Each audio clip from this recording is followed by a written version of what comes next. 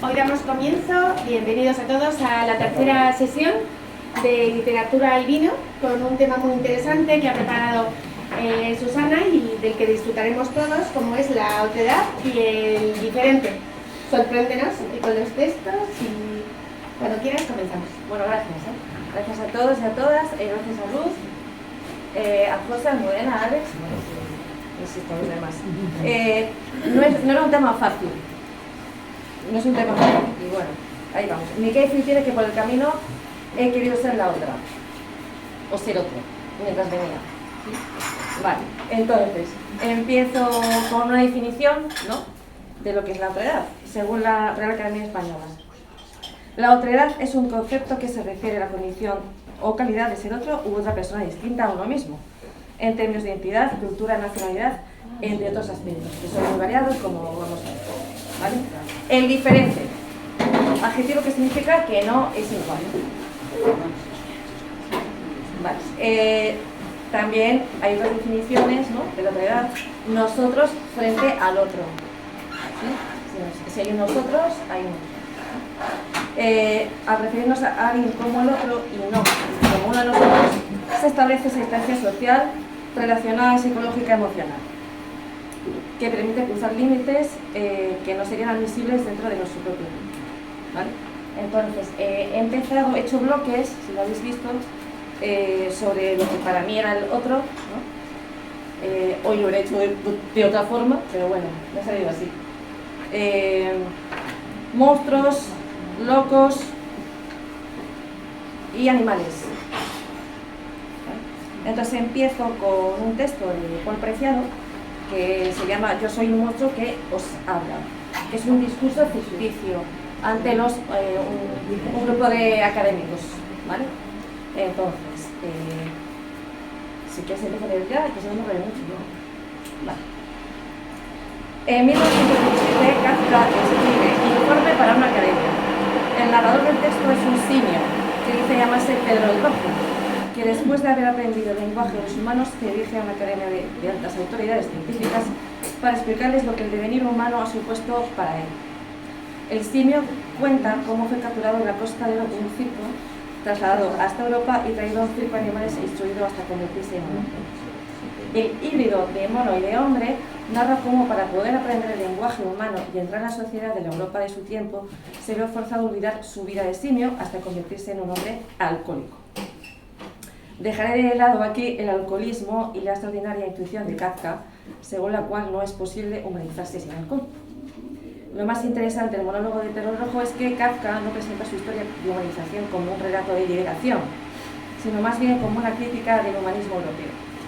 Una vez capturado, el simio no tenía más opción que morir dentro de una jaula o vivir dentro de la jaula de la subjetividad humana. Y es desde esta nueva jaula del humano desde la que se dirige a la Academia de Científicos. Pues bien, académicos de psicoanálisis, como el simio Pedro Rojo, se dirigía a los científicos, yo me dirijo a ustedes desde la jaula del hombre trans. Yo, cuerpo marcado por el discurso médico y legal como transexual, caracterizado en la mayoría de sus diagnósticos psicoanalíticos como un enfermo mental, en mayor o menor grado, como un disfórico de género o estando, según sus dañinas teorías, más allá de la neurosis, al borde o incluso dentro de la psicosis, habiendo sido incapaz, según ustedes, de resolver correctamente un complejo médico o una envidia del pelo. Es desde esta posición de enfermo mental en la que se me han colocado desde donde me dijo a ustedes, altas autoridades, como un simio humano de una nueva era. Yo soy el monstruo que os habla, el monstruo que vosotros mismos habéis construido con vuestro discurso y con vuestras prácticas clínicas. Yo soy un monstruo que se levanta del diván y toma la palabra, no como paciente, sino como ciudadano y como vuestro semejante monstruoso. Bueno, pues vamos a seguir con la metamorfosis de Kafka y he elegido este texto para arrancar el tema, que es precisamente el arranque del libro, porque me parece un arranque brutal y me interesa especialmente el despertar de una persona convertida en monstruo. Al despertar, Gregorio Samsa, una mañana, tras un sueño intranquilo, encontrarse en su cama convertido en un monstruoso insecto. Hallábase echado sobre el duro caparazón de su espalda. y al alzar un poco la cabeza vio la figura convexa de su vientre oscuro, surcado por curvadas callosidades, cuya prominencia apenas si podía aguantar la colcha, que estaba visiblemente a punto de escurrirse hasta el suelo. Innumerables patas, lamentablemente escuálidas en comparación con el grosor ordinario de sus piernas, ofrecían a sus ojos el espectáculo de una agitación sin consistencia. ¿Qué me ha sucedido? No soñaba, ¿no? Su habitación, una habitación de verdad, aunque excesivamente reducida, aparecía como de ordinario entre sus 4 harto conocidas paredes. Presidiendo la mesa, sobre la cual estaba esparcido un muestrario de paños, Sansa, era bastante comercio, colgaba una estampa a poco recortada de una revista ilustrada y puesta en un marco dorado. Representaba esta estampa una señora tocada con un gorro de pieles, envuelta en una boa también de pieles, y que, muy erguida, esgrimía contra el espectador un amplio manguito, asimismo de piel, dentro del cual desaparecía todo su antebrazo. Gregorio dirigió luego la vista hacia la ventana. El tiempo nublado, sentíanse repiquetear en el zinc de la alféizar las gotas de lluvia, infundióle una gran melancolía. Bueno, pensó, ¿qué pasaría si yo siguiese durmiendo un rato y me olvidase de todas las fantasías? Mas era esto algo de todo punto irrealizable, porque Gregorio tenía la costumbre de dormir sobre el lado derecho, y su actual estado no le permitía adoptar esta postura. Aunque se empeñaba en permanecer sobre el lado derecho, forzosamente volvía a caer de espaldas. 1000 veces intentó en vano esta operación. Cerró los ojos para no tener que ver aquel rebullicio de las piernas que no cesó hasta que un dolor breve y punzante, al mismo tiempo un dolor jamás sentido, hasta aquel momento comenzó a quejarle en el costal. Sintió en el vientre una ligera picazón. Lentamente se estiró sobre la espalda, alargándose en dirección a la cabecera, a fin de poder alzar mejor la cabeza. Vio que el sitio que le escocía estaba cubierto de unos puntitos blancos, que no supo explicarse. Quiso aliviarse tocando el lugar del escozor con una pierna, pero hubo de retirar esta inmediatamente, pues el roce le producía escalofríos. Estos madrugones, díjose, le entontecen a uno por completo. El hombre necesita dormir lo justo. También me ha interesado de este texto el juego que existe entre la vida y el sueño, ¿no? Y lo que a veces pasa que las personas no se reconocen a sí mismas. Eso es muy común. Lo de no reconocerse a sí mismo, además cuando hablas del otro, siempre es, no me reconozco a mí mismo, pero parece que sí reconocemos a los demás porque sabemos sus características, pero a veces no sabemos ni las nuestras propias. O sea que bueno, es un poco, este texto además es como el otro por excelencia, o sea, soy yo mismo, pero soy otro. Entonces bueno, este es verdaderamente interesante, Kafka, para estas líderes de la otra edad. Sí, es un arranque potente. A mí me parece muy interesante lo que decías de la otra parte de lo mismo, ¿no? El otro, como decía Susana, es el diferente, ¿no? El que no es como la norma. Eso es lo que expresa en el primer texto. Pero lo que dices de que el otro muchas veces está en el propio yo es también muy interesante, ¿no? Que nos cuesta reconocernos. Me recuerda un poema de Gemegil de Viedma, ¿no? Cuando habla, cuando llega borracho, pues de pasearse por las noches de Madrid, ¿no? Se mira al espejo y no se reconoce o se maltrata, ¿no? Se insulta a sí mismo. Muchas veces ese yo, hay un yo que es el que llevamos en la vida más ordinaria, ¿no? Y otro yo que siempre escondemos, que es el más monstruoso, entre comillas, pero que está ahí y forma parte de nosotros y lo tratamos de esconder. Muchas veces por miedo a lo que otra gente, ¿no? Como pasa en el texto de Polvo de Preciados, diga de nosotros. Eso me recuerda a mí lo de suspender, o sea, lo de aprobar yo y me ha suspendido tú. O sea, me recuerda a una canción de La Unión que dice el hombre le pega o mata a la mujer, no sé lo que pasa por ahí, dice, no fui yo, fueron los celos. O sea, cuando tú te reconoces haciendo algo mal, no eres tú. Y cuando te reconoces haciendo algo bien, eres tú, que evidentemente siempre eres tú. Con tu otro yo, a lo mejor en tu parte negativa, o visión negativa, pero evidentemente eres tú.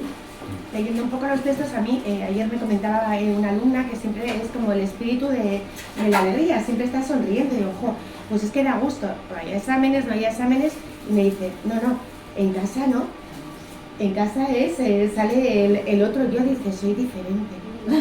Es que me ha dicho, soy diferente, Beto, gracias. Sí. Yo una lectura de este episodio partiendo de Kafka, es, el autor de esta historia, que es él, yo creo, representando a alguien o a cualquiera de nosotros, ¿no? Que tenemos entramos en un periodo trans también, de transformación, ¿no? Ya que el tema es por ahí, y que nos vemos pues así, patas arriba, hechos una porquería, con patitas, hemos perdido mucho poder, y eso yo creo que es un sentimiento bastante humano, que lo expresa muy bien Kafka, ¿no? En este asunto. Y que remite, yo creo que Kafka no quiso pasar por el psicoanálisis, tenía Freud ahí al lado, pero quieto Freud, ponte lejos, que no me interesa a mí ponerme patas arriba, delante de ti, para que tú me digas todas esas cosas que dices, que no se las cree mucha gente, y tratar de enmendarse por sí mismo, o de remendarse, y eso es lo que a mí me sugiere brevemente, creo, me sugiere esta historia, ¿no? Que para mí tiene yo hice la figura de Kafka en este mismo grupo de literatura divina, y Kafka me tiene, pues, tengo en el recuerdo, y concretamente esta obra. Y mirando un poquito de cara hacia el futuro, ¿no? Siendo un poco visionarios, ayer presentaban en Barcelona una obra de arte que el artista ha creado con inteligencia artificial la figura de una pareja, ¿no? Cómo modelar esa pareja que se quiere tener desde el arte, ¿no? Como experiencia, y comentaba un poco que lo que quería era experimentar, ¿no? Pues cómo atribuir cualidades humanas o ¿no? Cómo ser ese ser no ser. Sí, me parece muy interesante, ha creado un holograma pues, para darle forma a la soledad, que de una manera artística, la soledad que nos ahoga en esta sociedad. Hacia la que nos dirigimos, ¿no? Sí, Que yo creo nuestra que casa estamos. va a estar vacía de personas y llena de electrodomésticos, como decía Lascano, el terror de los electrodomésticos que toman la casa y se hacen con ello, ¿no? Pues tenemos un marido también holográfico. Es el futuro. Bueno, es que las líneas son muy difusas entre lo real, ¿no? El animal, el monstruo o yo. ¿Dónde está el límite, no? El límite no está difuso. Bueno, no Los es en la literatura. hologramas, Sí, y el avión. los hologramas además son algo que luego tiene mucho que ver con la literatura. Yo recuerdo siempre la fundación de Vuelo Vallejo y los famosos hologramas, que bueno, siempre están ahí, ¿no? Como, bueno, soy el otro, soy otra persona, ¿por qué te llamo? Bueno, pues te llamo para decirte esto, pero no soy yo, soy un holograma. Bueno, ¿cómo te enfrentas tú a esto que estás en la cárcel? Bueno, pues para dejar de ser tú, eres el holograma que eres el otro. Es decir, que lo de la otredad al final es una cosa que pensamos siempre, jo, qué difícil, ¿no? Y al final es que si a medida que van saliendo textos y van saliendo alusiones, vemos que es que el otro es un tema recurrente a tope a través de muchas cosas, ¿no? No solo Gregor Samsa, el escarabajo o tal, ¿no? Sino eso, simplemente un holograma que ya no eres tú mismo, que hace las cosas por ti, ¿no? Al final, un poco lo de la otredad es un poco el negativo de una foto, ¿no? Sí, o sea, no puede existir el yo si no existe el otro. claro. Muchas veces, para que exista el yo y yo me posicione, ¿no? como leía Susana en el primer texto, como... Nosotros. Ese no. Cuidado. Nosotros Ha sido el otro. El otro. Estamos en peligro, vámonos allí. Cuidado, cuidado, que no se caiga. Es que no pierdo esta sierra. Yo creo que esto nos da paso al siguiente texto. Es blanco, ¿sí, no? Sí, eso es. Perdón. Menudo susto, Ángeles. Sí, hay por ahí. Sí, sí. Claro, Bien, que ella por ella. Samsa se transforma y a Frankenstein le crean. Son trozos de personas. Un humano le crea, ¿no? Un humano que se cree Dios. Pues exactamente, he elegido este texto de Frankenstein no solo para reivindicar un clásico escrito por una mujer, sino también para plasmar los dos puntos de vista, el del creador por un lado y el del monstruo. Dice así: a medida que se acercaba, su estatura parecía sobrepasar la de un hombre. Temblé, se me nubló la vista y me sentí desfallecer, pero el frío aire de las montañas pronto me reanimó. Comprobé cuando la figura estuvo cerca, odiada y aborrecida visión, que era el engendro que había creado. Temblé de ira y horror y resolví aguardarlo y trabar con él un combate mortal. Se acercó. Su rostro reflejaba una mezcla de amargura, desdén y maldad, y su diabólica fealdad hacía imposible el mirarlo. Pero apenas me fijé en esto, la ira y el odio me habían enmudecido y me recuperé tan solo para lanzarle las más furiosas expresiones de desprecio y repulsión. ¡Demonio!, grité. ¿Osas acercarte? ¿No temes que desate sobre ti mi terrible venganza? Aléjate, insecto despreciable, mas no, detente.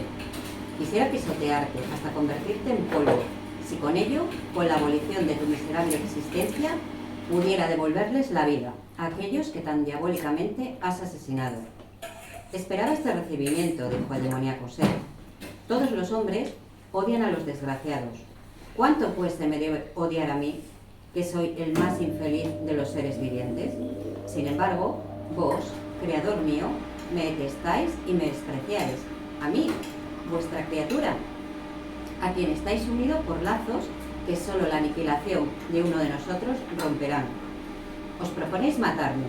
¿Cómo os atrevéis a jugar así con la vida? Cumplid vuestras obligaciones para conmigo y yo cumpliré las mías para con vos y con el resto de la humanidad. Aborrecible monstruo, demonio infame, los tormentos del infierno son un castigo demasiado suave para tus crímenes. Diablo inmundo, me reprochas haberte creado. Acércate y déjame apagar la llama que con tanta imprudencia encendí. Serenaos, os ruego me escuchéis antes de dar rienda suelta a vuestro odio.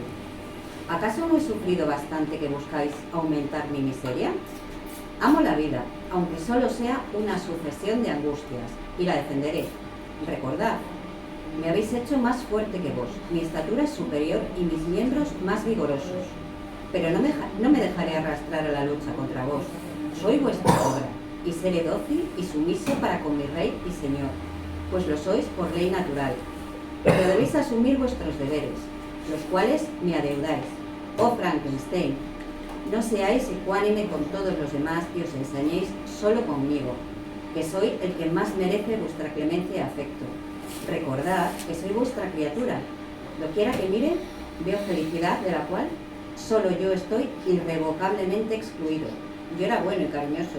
El sufrimiento me ha envilecido. Concededme la felicidad y volveré a ser virtuoso. Más adelante, el monstruo reflexiona sobre sí mismo y dice así: aprendí que las virtudes más apreciadas por mis semejantes eran el rancio abolengo acompañado de riquezas. El hombre que poseía solo una de estas cualidades podía ser respetado, pero si carecía de ambas, se le consideraba, salvo raras excepciones, como a un vagabundo, un esclavo destinado a malgastar sus fuerzas en provecho de los pocos elegidos. ¿Y qué era yo? Ignoraba todo respecto de mi creación y creador, pero sabía que no poseía ni dinero, ni amigos, ni propiedad alguna, y por el contrario, estaba dotado de una figura horriblemente deformada y repulsiva. Ni siquiera mi naturaleza era como la de otros hombres. Cuando miraba a mi alrededor, ni veía ni oía hablar de nadie que se pareciese a mí. ¿Era pues yo verdaderamente un monstruo? No puedo describir la angustia que estos pensamientos me causaban. Intentaba desecharlos, pero la tristeza me aumentaba a medida que me iba instruyendo. Qué extraña naturaleza la del saber. Se aferra a la mente de la cual ha tomado posesión como el líquen a la roca. A veces deseaba desterrar de mí todo pensamiento, todo afecto, pero aprendí que solo había una manera de imponerse al dolor, y esa era la muerte, ya que la vida y el dolor están irremediablemente unidas.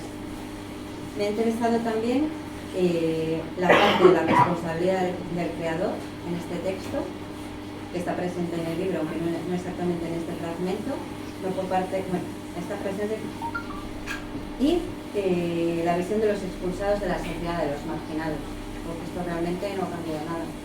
Si no tienes posibles, si no tienes belleza, si estás solo, eres un marginado. Yo supongo que lo sabéis, pero lo escribió en una noche. No sé si todos lo sabéis, que habían quedado todos en una noche, escribió esta maravilla, Morisel. De hecho hicieron una competición y fue la que ganó, vaya. No me extraña. Era bastante. Escribió Las condiciones. con su marido, con los Byron y tal, y fue la que ganó, digamos, la que más terror dio esa noche. Claro, en los dos casos, lo físico es muy importante, porque lo físico te diferencia, ¿no? Claro. Y hace que se alejen. Entonces tú estás muy solo, los dos están muy solos, se repite muchas veces la soledad aquí, ¿no? Y otras palabras. Están muy solos. Claro, en el caso de Frankenstein, él se siente humano, porque tiene características humanas, pero no es un humano, los demás no le ven como humanos, que es un trozo de cachos y cadáveres, ¿no? Y ahí está su gran dolor, su gran soledad. Pero aunque el resto no lo ve como humano, él se siente humano, se expresa como humano y siente como humano. Por lo tanto, es humano. Entonces, quizá la mirada del otro muchas veces es dañina porque no te deja ser lo que tú verdaderamente eres, ¿no? Al final te obliga a pasar por su ojo para que encajes en lo que él está viendo. Claro. Eso, Muy dañino. y eso enlaza, aunque hoy no está nuestra compa Irene, pero eso enlaza con lo que leía ella en alguna ocasión anterior del texto de Platón, del mito de la caverna. Quién te ve, cómo te ve, desde dónde te ve, entras a formar parte de lo que se supone que es lo, ya sabéis esa palabra tan poco normal que es normal, y es brutal esta novela. Además hay un momento posterior a este, que es el de cuando él le dice: te dejo si me creas a una mujer. Es decir, si haces que yo, pues yo ya me iré con ella al fin del mundo, pero lo que quiero es, claro, como tú decías, es que él es humano, se siente humano, siente todo como un humano. Entonces dice, bueno, pues si soy un humano, tengo que hacer las cosas que hace un humano, tener una mujer, tener descendencia, pero claro, eso ya era crear toda una, no era un ser, era ser un dios, como tú decías, crear toda una familia, digamos, de seres terribles, ¿no? Porque al final lo primero que vemos es la belleza o no de lo de fuera, y eso al final sí que es la clave de toda la literatura que vemos. Si hay belleza, si no la hay, si perteneces a una clase social alta, si no. Además en el siglo XIX, que era tan importante lo de las clases sociales todavía, bueno, y hoy, pero bueno, quiero decir que entonces era como mucho más importante, y bueno, al final es un poco la idea, ¿no? Y sacado un poco del contexto de la literatura llevado al siglo XXI, en estrategia de marcas, de influencer, de futbolistas, de famosos, se trabaja eso, la percepción, cómo queremos que nos vean, no cómo somos, porque luego está su vida normal, pero qué es lo que nos vende, ¿no? La percepción. Realmente estamos rodeados no de personas, sino de percepciones. Estoy hablando del caso de los famosos que se desarrollan su marca en función de qué es lo que gusta, ¿no? Cuál es la percepción que hace que nuestros adolescentes pues les sigan, ¿no? No la realidad de esas personas. A mí me interesa de este texto la parte de la profecía, ¿no? Un poco de que se cumple a sí misma, como que al final si tratamos mal a las personas, como un ser sintiente en este caso tiende a volverse agresivo, y si las tratamos bien, todo lo contrario. Siempre se habla del tema ya, si no digo que a mí me llama la atención las concorditancias entre literatura y no vino, sino Y vida. psicología. No, vida, eso. Vida. Sí, sí. Vida, bueno, porque está ahí, ¿no? Está ahí. Yo me fui un poco de la psicología para acercarme más a la literatura, que siempre me ha gustado más, porque es un lenguaje que tiene mucho más cercanía con las personas que a veces somos o son, yo no me considero, soy parte de ese grupo de gente que tiene un lenguaje un poco oscuro, en profesionales me refiero, de la psicología, que cogen teorías que no siempre son comprobables, ¿no? Y, en fin, que son muy bonitas, ¿no? Por hoy te lo lees como una novela, ¿no? Pero a la hora de la verdad te dices, cuidado con decirle a este señor que tiene un complejo de no sé qué, de Edipo, de no sé qué, ¿eh? Y aquí vea esta figura y claro, ese verla es el exterior, ¿no? Entra, traspasa también otra vez a otro lado de esta persona, ¿no? Pero ahí, no sé, ahí hay una barrera, ¿no? Que es la que tenemos también los humanos, los que no somos monstruos reconocidos. Aparentemente, Aparentemente no se conoce. Pero sí, No hables por ti, sí, no, ya llegaremos ahí. Yo creo que es un tema universal. Sí, sí. Seguimos de... Vale, Sí. cambiamos de otros. Los locos. La locura, la enfermedad mental. Que también es la línea muy famosa. Hay dos locos, Bueno, me libro. pues todos, podría haber puesto muchos, pero he elegido dos. Don Quijote, ¿no? Que es el loco idealista, ¿no? Que quiere cambiar el mundo para hacerlo mejor. ¿Sí? Es un loco idealista. ¿Sí? Y tiene una percepción de la realidad que no es la misma que los otros. Él está a sus cosas, ¿no? Por decirlo así. Y el otro loco, claro, Don Quijote es mucho, ¿no? Entonces lo dejo ahí para que lo reposéis. El otro loco, o la otra locura o enfermedad mental, es Dr. Jekyll y Mr. Hyde, ¿no? Que es el loco malo, por decirlo así, el destructivo, el de la ira, el de la monstruosidad por dentro, ¿no? Que hasta el final del libro sabemos que es una persona, ¿no? El bien y el mal, y luego pues, bueno, la luz y la oscuridad, los secretos que se tienen, lo inconfesable, no sé. Dos locos, uno ingenioso, idealista, que quiere cambiar el mundo, y el otro que es destructivo, ¿no? Entonces, va a leer... ¿Leo yo la locura de Don Quijote? En resolución, él se enfrascó tanto en su lectura que se le pasaban las noches leyendo de claro en claro y los días de turbio en turbio. Y así, del poco dormir y del mucho leer, se le secó el cerebro de manera que vino a perder el juicio. Llenósele la fantasía de todo aquello que leía en los libros, así de encantamentos como dependencias, batallas, desafíos, heridas, requiebros, amores, tormentas y disparates imposibles. Y asentósele de tal modo en la imaginación que era verdad toda aquella máquina de aquellas soñadas invenciones que leía, que para él no había otra historia más cierta en el mundo. En efecto, rematado ya su juicio, vino a dar en el más extraño pensamiento que jamás dio el loco en el mundo. Y fue que le pareció convenible y necesario, así para el aumento de su honra como para el servicio de su república, hacerse caballero andante, e irse por todo el mundo con sus armas y caballo a buscar las aventuras y a ejercitarse en todo aquello que él había leído que los caballeros andantes ejercitaban, deshaciendo todo género de agravio y poniéndose en ocasiones y peligros donde, acabándolos, cobrase eterno nombre y fama. Imaginábase el pobre ya coronado por el valor de su brazo, por lo menos del imperio de Trapisonda, y así con estos tan agradables pensamientos, llevado del extraño gusto que en ellos sentía, se dio priesa a poner en efecto lo que deseaba.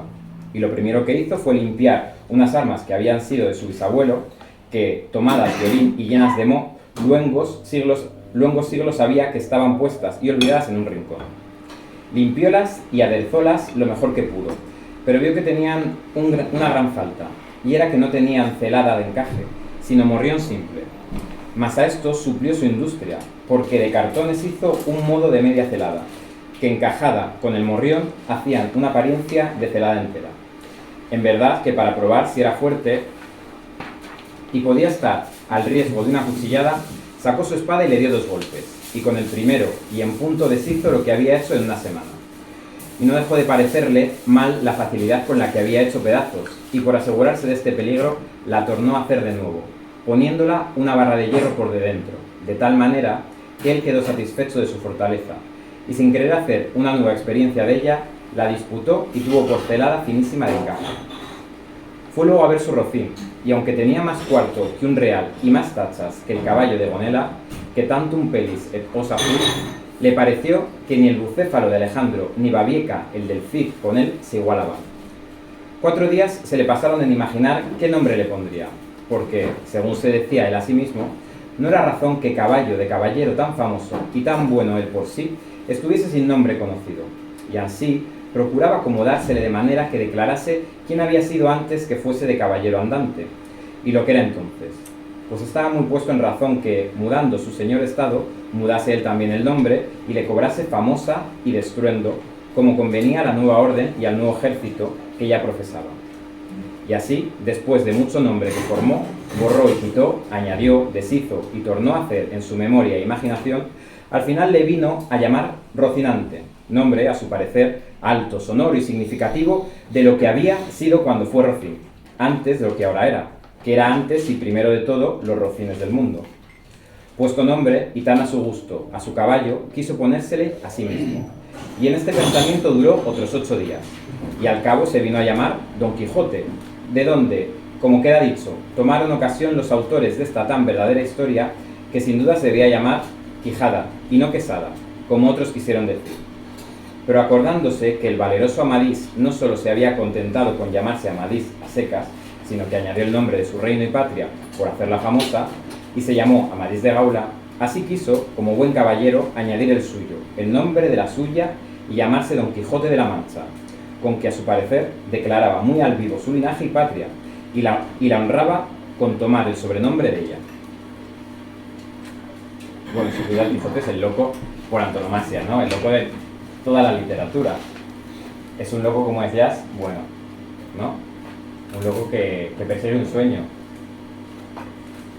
Claro, quiere mejorar el mundo, porque el que tiene, o sea, que no le gusta, ¿no?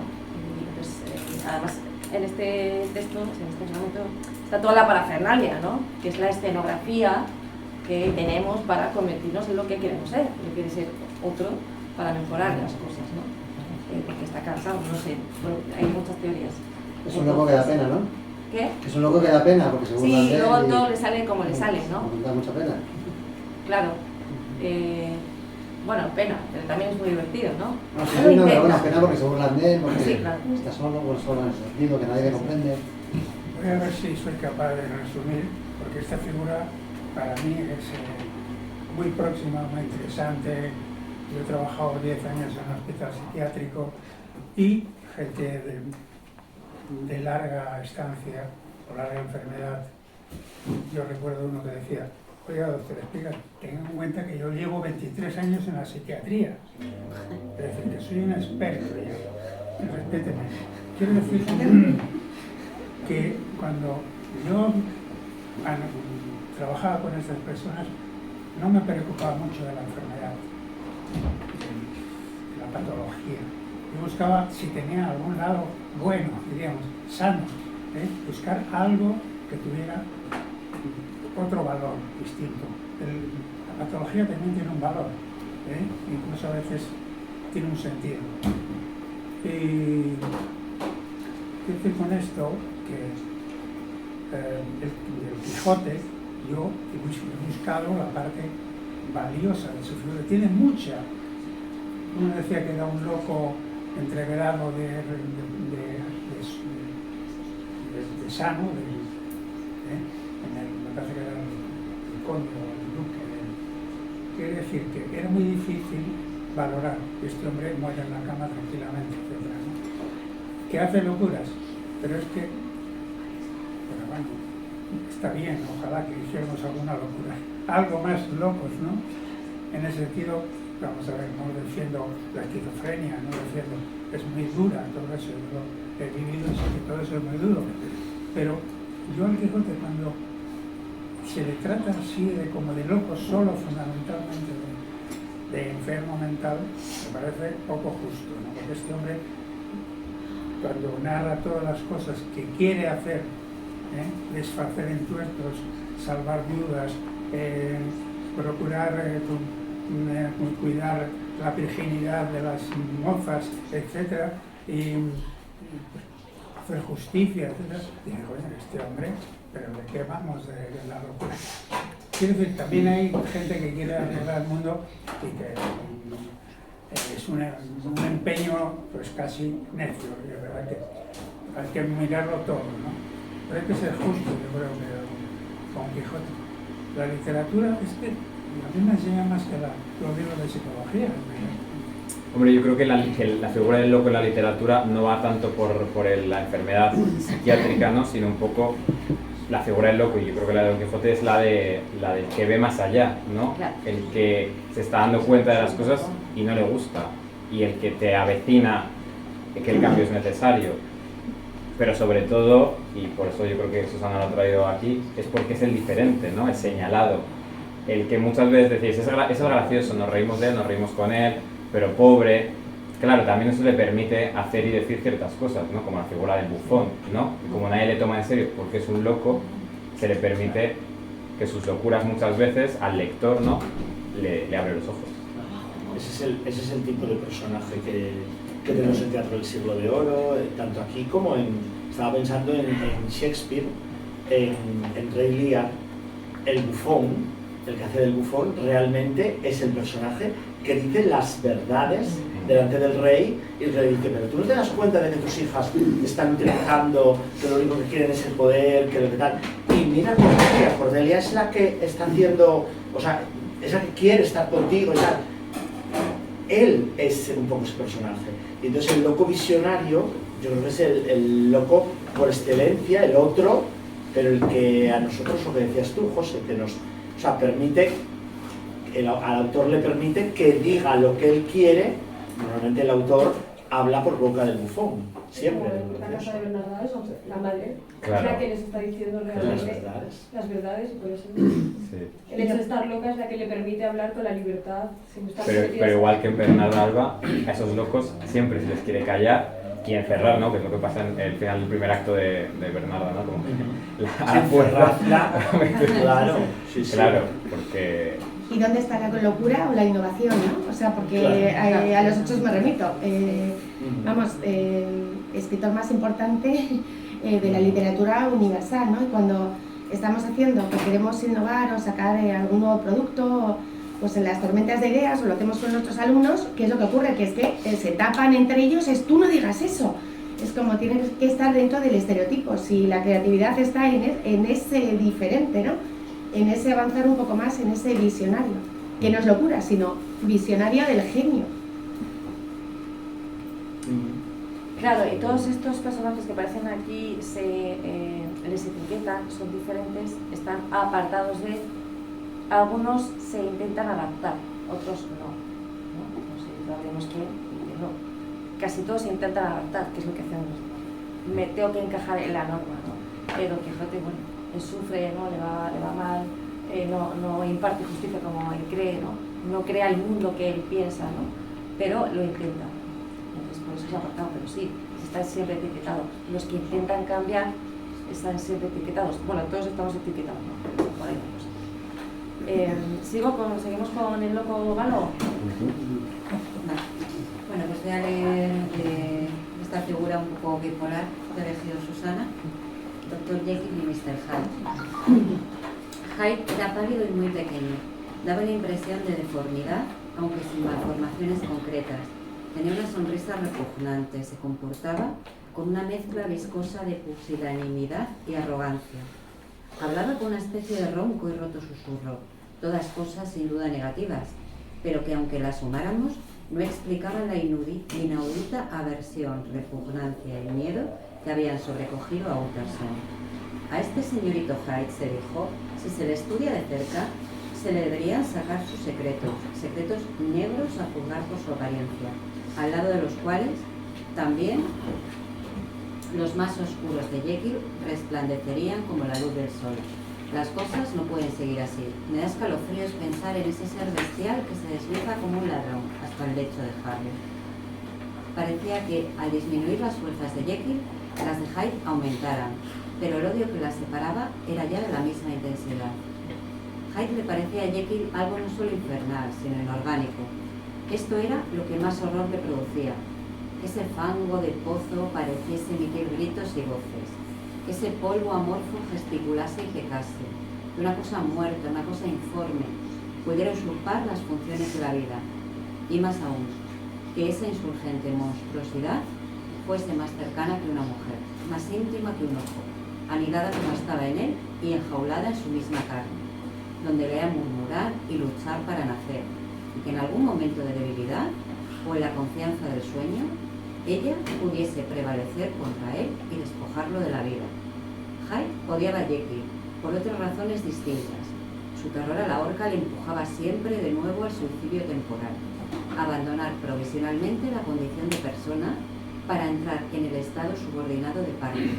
Pero aborrecía esta necesidad, aborrecía la inercia en la que había caído Jekyll y la cambiaba por la versión con la que se sabía considerado. Es inútil alargar esta descripción, sobre todo porque el tiempo ya aprieta terriblemente. Bastaría decir que nadie jamás ha sufrido semejantes tormentos, si no hubiese que añadir que también a estos la costumbre ha dado no digo alivio, sino disminución de vida a un incierto encallecimiento del alma. Y mi castigo habría podido durar años si no se hubiera tenido lugar una circunstancia imprevista, que dentro de poco me separará para siempre de mi propio aspecto y de mi naturaleza originaria.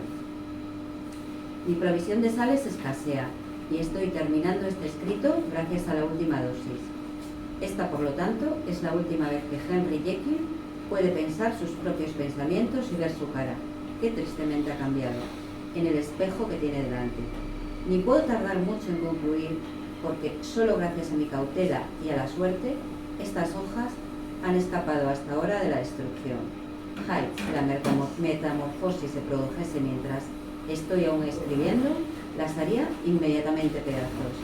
Si por el contrario tengo tiempo de ponerlas aparte, su extraordinaria capacidad de pensar únicamente en sí mismo, la limitación de su interés por sus circunstancias inmediatas, la salvarán, quizás, de su simiesco despecho.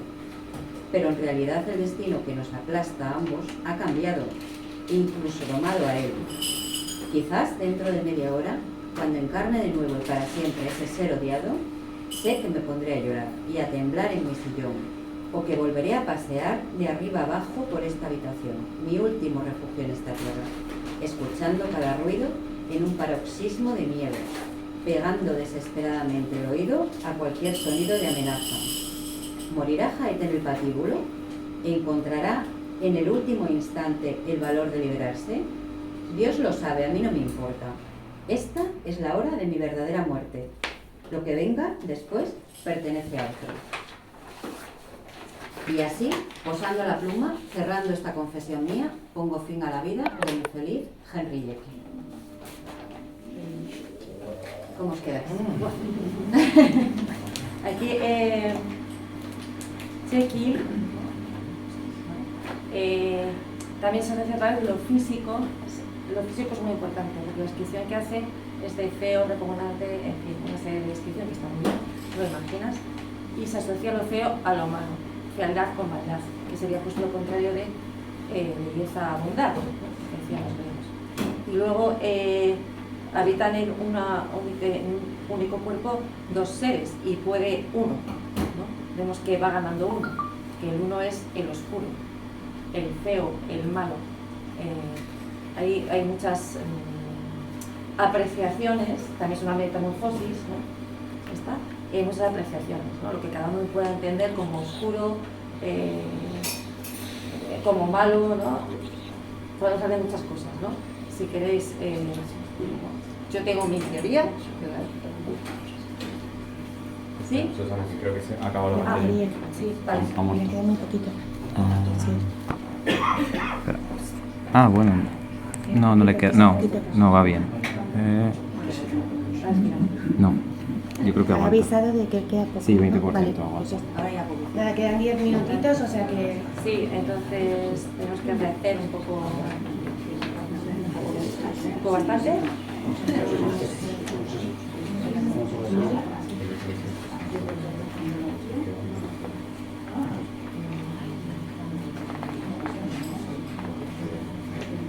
Que Tenemos para unas cuantas Sí, sesiones tenemos- intensas, sí, vamos. tenemos para 2 sesiones. Continuará. Sí.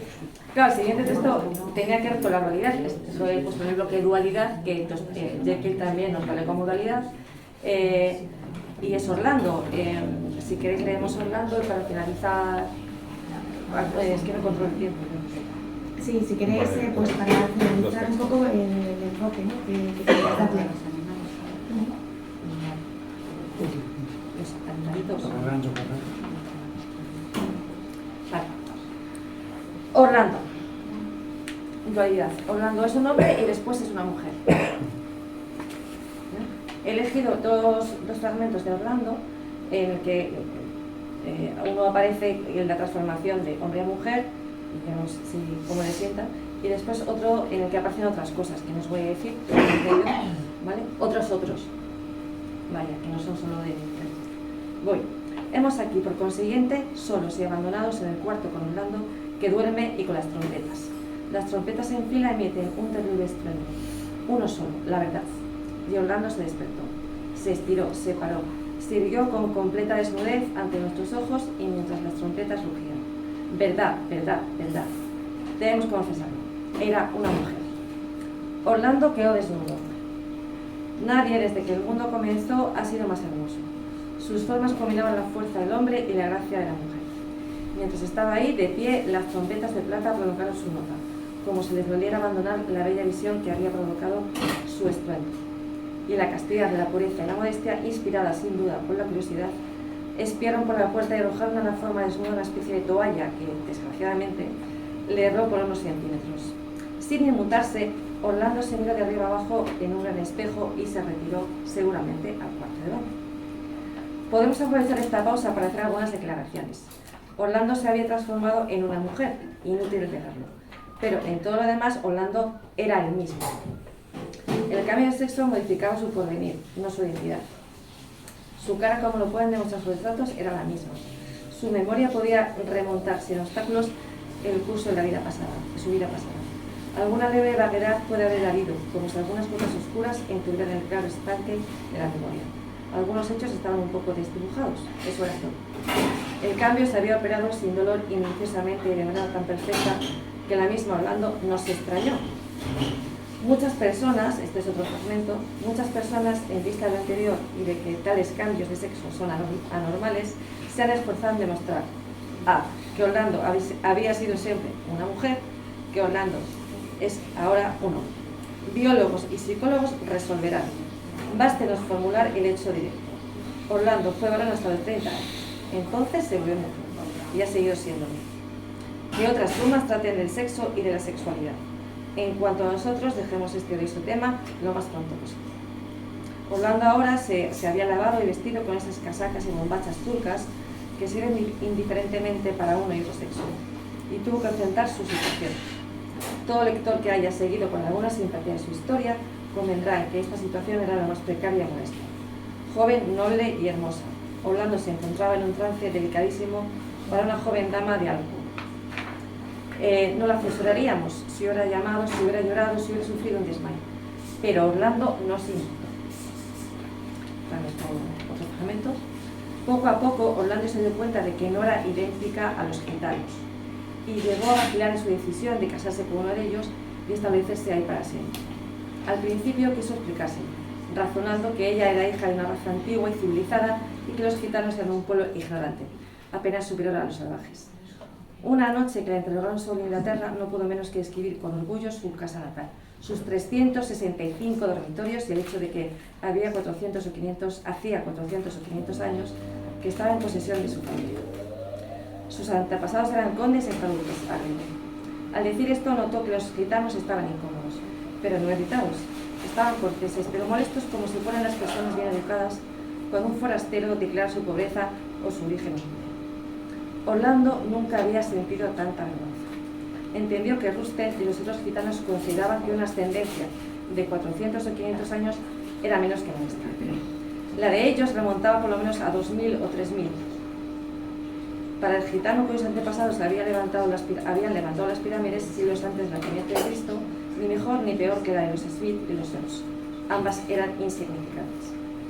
Y aunque era demasiado cortés para decirlo abiertamente, era evidente que el gitano pensaba que ninguna ambición es más vulgar que la de poseer cientos de dormitorios.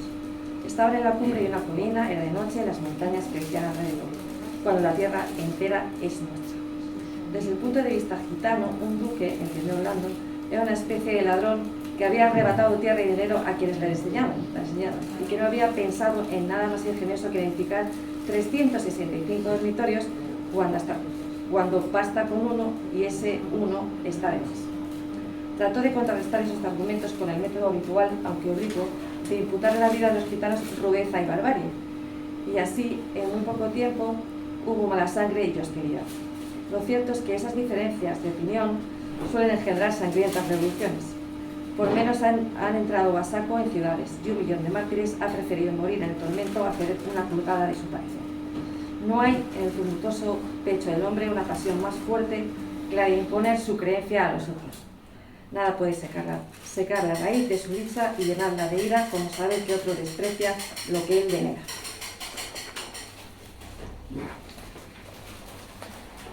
Orlando es hombre, Orlando es mujer, y después Orlando están las diferencias de clase, que se pueden percibir en este momento, y las diferencias de etnia.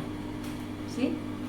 Bueno, primero, el cambio de sexo no es doloroso, no sufre, lo cual es bueno, ¿no? Hemos visto que de momento la gente está sufriendo. Orlando no se inmuta, ¿no? Y sigue siendo el mismo, con la misma cara según los detalles.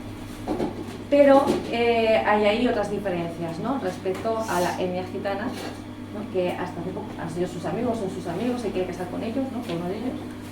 Y también el clasismo, ¿no? Yo tengo tanto, vengo de tanto. Y a los gitanos esto les parece una cosa. Y bueno, luego el último párrafo habla de las ideas y de imponer las ideas o de no ceder ante las ideas, ¿no? Ese es Orlando. No sé qué os ha parecido. Es brutal. Es que Orlando es un novelón que es una novelita, pero es todo un novelón. Es como la vida entera que pasa por sus ojos, por su propia vida. Y a mí me parece que es increíble. Yo este fragmento no me acordaba de él, pero es alucinante porque, claro, lo que decías tú vale, no sufre al cambiar de sexo, pero lo que cuenta de los otros, de los gitanos y también de los duques, y que sí, aquellos gitanos pensaban que los duques eran unos que habían robado no sé cuánto y luego habían hecho 365 habitaciones, una para cada día del año. Bueno, pues las clases sociales están ahí en Virginia, que es, bueno, pues fíjate, ella que pertenecía a una clase social, no vamos a decir que era de la nobleza, pero bueno, era de una burguesía bastante alta. Y sin embargo, bueno, pues la crítica que hace es a esas clases sociales adineradas que lo único que hacen es mantener a los que no son como ellos por debajo siempre. Con lo cual, bueno, de alguna manera los otros son los de otras etnias, los de otras formas de pensar, los de otras... Entonces, el otro al final es lo que digo, que es que el otro es todo. Está en todo. El otro es Está todo. en todo, sí. El otro yo creo que al final encaja con otro de los temas para mí más importantes de la humanidad y también de la literatura, que es la dominación. Si hay otro al que yo puedo dominar, ¿no? Aquí me impongo yo y domino al otro. ¿Leemos el último texto? Vale. Leemos uno, bloque animal. Sí. ¿Sí? Venga, uno para divertirme yo al final, ¿sí? El paraíso de los gatos, de Zola. Desde el punto de vista del animal. Ya me iréis. Yo con 2 años era el gato más gordo e ingenuo que había existido. Tenía en el fondo de un armario un verdadero dormitorio con almohadón de plumas y triple concha. La comida era tan buena como la cama. Nunca me daban pan ni sopa, solamente carne. Buena carne fresca. Pues bien, entre todas estas comodidades yo no tenía más que un deseo, deslizarme por la ventana entreabierta y escaparme por los tejados. Me aburría todo el día de ser feliz. Había visto desde la ventana del tejado de enfrente aquel día cuatro gatos se paseaban por allí, con el pelo erizado, la cola en alto, rodando sobre los tejados, dando gritos. Yo nunca vi un espectáculo tan extraordinario. A partir de ese momento me convencí por completo. La verdadera felicidad estaba en aquel tejado. Un día olvidé cerrar la ventana de la cocina y salté sobre un pequeño tejado. Qué bonitos eran los tejados, bordeados por anchos canalones donde mis patas se hundían en el fondo, en el fino barro. Me parecía estar andando sobre terciopelo. Y hacía mucho calor, un calor que fundía mi grasa. 3 gatos vinieron hacia mí maullando terriblemente. Al verme temblar me llamaron gordinflón, se burlaban de mí. Me pareció encantador. Un viejo gato de la banda me cogió como amigo. Me ofreció ocuparse de mi educación, lo acepté encantado. Al cabo de una hora de paseo, me entró un apetito feroz. ¿Qué se come en los tejados?, pregunté a mi amigo. Lo que se encuentra, me respondió Doctor. Esta respuesta me preocupó, ya que por más que buscaba no encontraba nada. Por fin encontré una vieja bordilla con la visión de una suculenta chuleta bajo una ventana. Con gran ingenuidad pensé que podía ser mía, pero la dueña, al verme, me propinó unos buenos escuazos.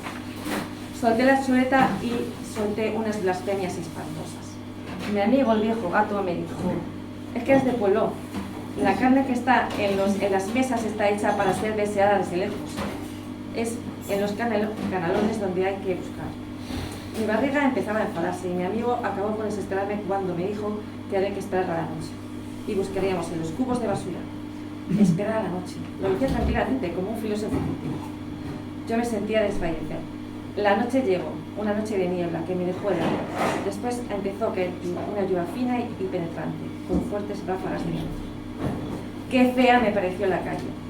Ya no hacía ese calorcito, no estaba ese ancho sol ni los tejados blancos de luz en los que uno se repantingaba deliciosamente. Mis patas resbalaban sobre el pavimento lleno de grasa. Me acordé con amargura de mi triple colcha y mi armadón de plumas. Cuando volví a casa, mi dueña me sacudió con la escoba, un castigo que recibí con una alegría profunda. Disfruté largamente el placer de tener calor y de que me golpearan. Mientras ella me pegaba, yo imaginaba con delicia la carne que me iba a dar a continuación. Ya ven ustedes, dijo el gato, la verdadera felicidad, el paraíso, consiste en ser encerrado y golpeado en una habitación en la que haya carne. Hablo de los gatos.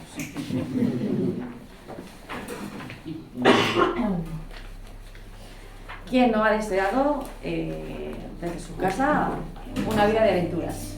¿Quién no lo ha deseado? Mira, Don Quijote. Claro, exactamente. Este es el Don Quijote gatuno, Sí, el Don sí. Quijote de los animales. Pero quizá un poco Pero más, cobarde. más racional, porque se da cuenta que igual lo mejor es echar para atrás y decir, oye, mira, me voy a mi casa. Exacto, la vida burguesa es la burguesa. Sí, es un gato que quiere ser Quijote pero no puede, ¿no? Y luego están ahí los, el no poder comer todos los días, ¿no? Los otros gatos, que son los pobres, que no comen todos los días, ¿no? Que tienen que resolver bien el día, etc. Bueno, era para poner un poco de sentido de humor a tanta locura, intensidad, ¿no? Si queréis. Yo tengo una pregunta para vosotros. ¿Sí? ¿La digo? Claro. Tengo varias, pero bueno. Que ha dado mucho juego la verdad. Si alguna vez habéis querido ser No te otro, las guardes. Claro, yo creo que si lo podéis confesar, ¿y qué otro habéis querido ser? ¿Es Eso es una confesable? investigación, no es una pregunta. yo, por ejemplo, Para otro, ¿eh? hablando de los gatos, a veces me gustaría ser mi gato. ¿No? Porque tiene una vida bastante cómoda. Sí. A Bien, veces. este es confesable. ¿Alguno más? ¿Alguno más que se lance? Yo sí. A ver, mira, A ver. por encima, ¿qué es lo que ocurre muchas veces además? Esa visión aérea de meterte por lo que ocurre por debajo, por las vidas. Volar. Volar es muy importante. Y revisar desde arriba de todo lo que pasa. Yo querría ser un águila, por la sensación de libertad. La sensación de libertad que da ser un águila. Lo que pasa es que con los animales, hay un libro que leí hace tiempo, que es así como de fantasía, en la que los personajes se transforman en animales. Claro, te cuenta la transformación, pero también te van contando cómo el cerebro cada vez se va haciendo más pequeño y no piensan como humanos. Tienen los pensamientos que tendría una ave, ¿no? En este caso se transforman en unos gansos. Y entonces ya solo piensan en orientarse, en reproducirse, en llegar y no hay reflexión. Bueno, hay muchos humanos que ven así, o sea, que la línea también es muy difusa. Los viajes de Gulliver son precisamente, o sea, están también en el otro lado, ¿no? Los caballos que tienen, o sea, que son caballos pero piensan como los humanos, y los humanos que tienen apariencia de humanos pero no tienen raciocinio. Es decir, siempre al final el otro es el que tiene las características muchas veces de lo que tú querrías tener, ¿no? Entonces, bueno, es un poco, es que me estoy dando cuenta que lo del otro es brutal, ¿eh? Tenemos aquí para... Parecía que no era un tema Yo muy tal, pero al pensaba, final... Y se nos ocurren unas cosas por el camino, ¿eh? Que es que... Vaya tema más difícil que le ha tocado, no sé qué, pero bueno, al final, hombre, es difícil igualmente buscarlo, ¿eh? Pero me refiero que, bueno, al final, hablando, al final dices, bueno, es que lo otro es todo. Susana, para cerrar, nosotros otra pregunta y ya luego la comentamos en la zona de... En la zona de libros. Me gustaría responder esa pregunta. Pero antes de nada, muchas gracias por permitir que yo forme parte de este grupo. Soy el novato. Y hablando de ese otro, en mi caso personal, yo llevo 6 años en España y ese otro también a veces reside en mí, ¿no? O sea, que sin lugar que yo me quisiera convertir en un caballo o un gato, pero ese otro que se viene naciendo en estos 6 años, que yo viví 23 años de mi vida en la India, y ahora ese otro que ha nacido, ¿no? Durante la pandemia aquí en España, en los pueblos de Galicia, y ahora es como, ¿qué Abdul quiero ser? O sea, ese que nació en la India, que vivió, y luego ese otro nacimiento, que he vuelto para nacer otra vez. No sé si el libro de Borges o de Pablo Neruda, que he nacido para vivir y nacer. Y entonces ese otro también, yo a veces balanceo en estos dos Abdules y pues no sé quién quiero ser todavía. Pues ahí está el proceso. Pues eso es un tema muy intenso que el otro contiene mucho peso. Claro, no se para mucho. Claro, todos morimos y renacemos, ¿no? Constantemente. Bueno, depende de lo que nos pase en la vida, ¿no? La pandemia es un buen ejemplo, ¿no? Hay otras circunstancias vitales que también nos hacen morir y volver, ¿no? Efectivamente. Hay muchos. Sí. ¿Cuántas veces os han llamado locos? Locas, ¿cuántas? La más loca. Pensando mucho. Pues nada, Susana, muchas gracias. La verdad que los textos son una maravilla y además hay muchos para leer en casa. Así que nada. Lo que has aportado, ¿sabes? Para textos que podamos trabajar en las clases. O sea, Así que muchas gracias.